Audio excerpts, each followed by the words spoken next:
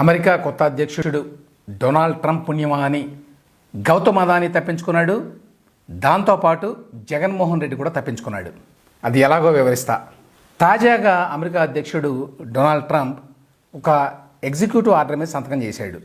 ఏమిటా executive order అంటే 1977 foreign corrupt practices act FCPA అనే చట్టం అమలుని నిలిపివేస్తూ ట్రంప్ సంతకం చేశాడు ఈ ఎగ్జిక్యూటివ్ ఆర్డర్ మీద. దీనివల్ల ఏ రకంగా అదానికి లాభం? అదానీ మీద అమెరికాలో FBI కేసు పెట్టిన విషయం తెలుసు. అంటే ఫెడరల్ బ్యూరో ఆఫ్ ఇన్వెస్టిగేషన్తో పాటు సెక్యూరిటీస్ ఎక్స్చేంజ్ కమిషన్ కూడా కేసు పెట్టింది.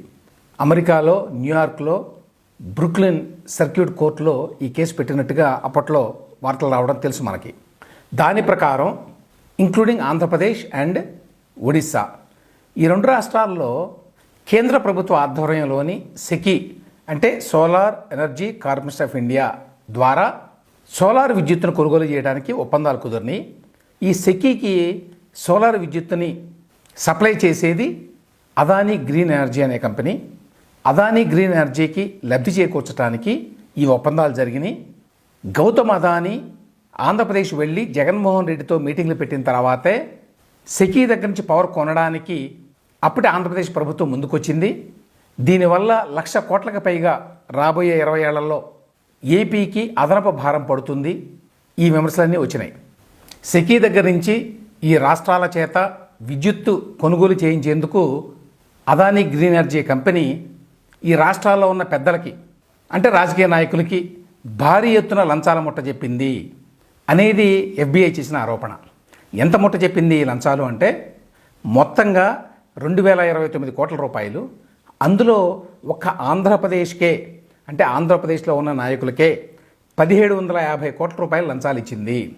దానివల్లనే మిగతా అన్ని రాష్ట్రాల కంటే జగన్మోహన్ రెడ్డి గారు అదానీ గ్రీన్ ఎనర్జీ కంపెనీ నుంచి భారీ ఎత్తున అంటే 8 గిగావాట్లకు పైగా సోలార్ విద్యుత్తును కొనుగోలు చేయడానికి ఒప్పందం కుదుర్చుకున్నాడు అని ఒక ఇండైట్మెంట్ని ఒక ఛార్జ్ షీట్ని FBI నమోదు చేసింది.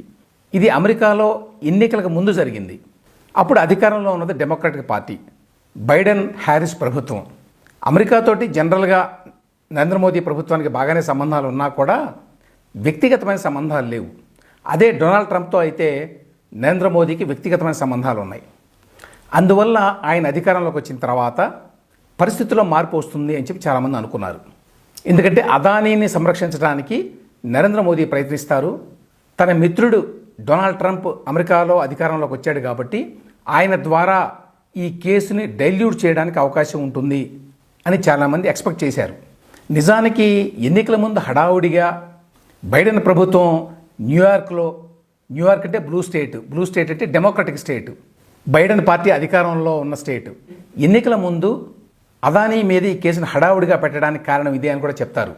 ఒకవేళ ఎన్నికల తర్వాత డెమోక్రటిక్ పార్టీ ఓడిపోతే అప్పుడు ఈ కేసు పెట్టడానికి అవకాశం ఉండదు కాబట్టి కొత్తగా వచ్చినటువంటి డొనాల్డ్ ట్రంప్ ప్రభుత్వం ఈ కేసును పెట్టదు కాబట్టి ముందుగానే కేసు పెట్టేస్తే అయిపోతుంది ఒక పని అనే ఉద్దేశంతో బైడెన్ ఆధ్వర్యంలోని డెమోక్రటిక్ ప్రభుత్వం ఈ కేసును పెట్టింది. ఎప్పుడైతే ట్రంప్ అధికారంలోకి వచ్చాడో ఆ వెంటనే ఈ కేసును ఖచ్చితంగా డైల్యూట్ చేస్తారు ఏదో విధంగా. ఈ మేరకి ట్రంప్ని నరేంద్ర మోదీ ఒక కోరిక కోరతారు అని చెప్పి చాలామంది అనుకున్నారు.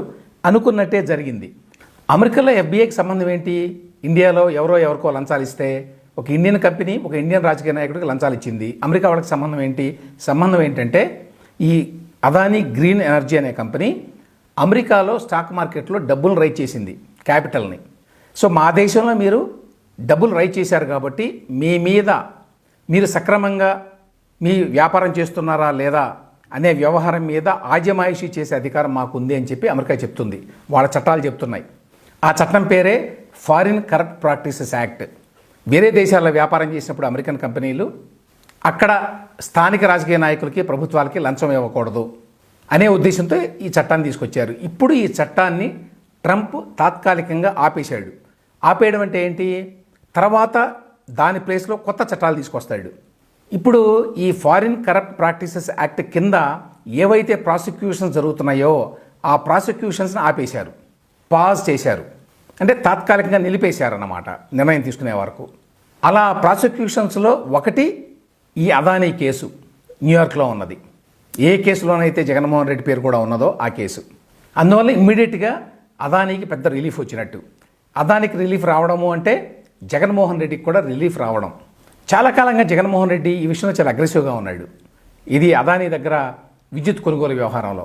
నేను గతంలో కూడా చాలాసార్లు చెప్పాను, అదానీని ఎట్టి పరిస్థితుల్లో మోదీ ప్రభుత్వం రక్షిస్తుంది కాబట్టి తనకి ఎటువంటి ప్రమాదము ఉండదు అని చెప్పి జగన్మోహన్ రెడ్డి నమ్ముతున్నాడు మొదటి నుంచి. ఆయన కాన్ఫిడెన్స్ అదే.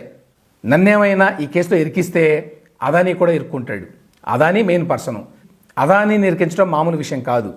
ఈవెన్ అమెరికాను కూడా ప్రభావితం చేసి నరేంద్ర మోదీ అదానీకి ఏమీ కాకుండా కాపాడుకుంటాడు. కాబట్టి నాకు ఎటువంటి ప్రమాదము లేదు అనే విషయం స్పష్టంగా తెలుసు. కాబట్టి జగన్మోహన్ రెడ్డికి మొదటి నుంచి ఈ విషయంలో అతను చాలా ధైర్యంగా, చాలా అగ్రెసివ్గా మాట్లాడుతూ వచ్చాడు. నిజానికి దీనికి సంబంధించి ఈనాడు, జ్యోతి, ఈవెన్ ఇండియా టుడే కూడా అనుకుంటాను, ఇలాంటి పత్రికల్లో వార్తలు వచ్చినాయి. ఇలా ఏపీలో రాజకీయ నాయకులకి 1750 కోట్ల రూపాయలు లంచం ఇచ్చినట్టుగా అదానీ కేసు పెట్టారు అని. ఆ వార్త వేసినందుకు వాళ్ళ మీద ఢిల్లీ హైకోర్టులో జగన్మోహన్ రెడ్డి ఒక డిఫమేషన్ కేసు వేశాడు. అంత ధైర్యం ఎక్కడి నుంచి వచ్చింది? ఎక్కడి నుంచి వచ్చింది అంటే ఇదే.